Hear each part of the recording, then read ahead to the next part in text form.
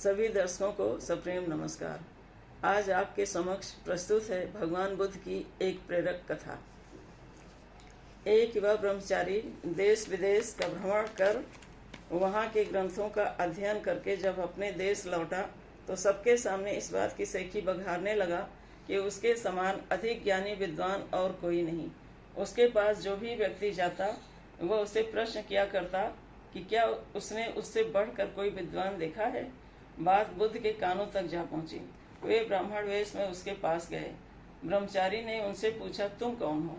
बुद्ध बोले, अपनी देह और मन पर जिसका पूर्ण अधिकार है, मैं ऐसा एक तुच्छ मनुष्य हूँ। ब्रह्मचारी पुनः बोला, भली भांति स्पष्ट करो, मुझे कुछ समझ नहीं आया। बुद्ध बोले, जिस तरह कुम्हार घड़े बनाता है और नाविक नौका चलाता है, गायक गीत गाता है, वादक वाद्य बजाता है और विद्वान वाद विवाद में भाग लेता है, उसी तरह ज्ञानी पुरुष स्वयं पर शासन करता है। ब्रह्मचारी बोला, ज्ञानी स्वयं पर शासन कैसे करता है?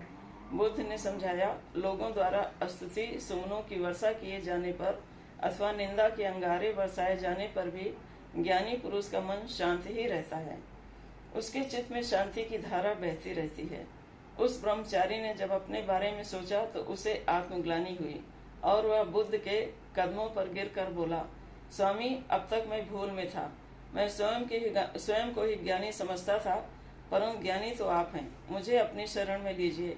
वह ब्रह्मचारी उनके साथ मठ चला गया और उनका शिष्य हो गया। धन्यवाद। कहानी पसंद आए तो लाइक कीजिए, शेयर कीजिए, सब्सक्राइब कीजिए। हमें आपके कमेंट्स का इंतजार रहे।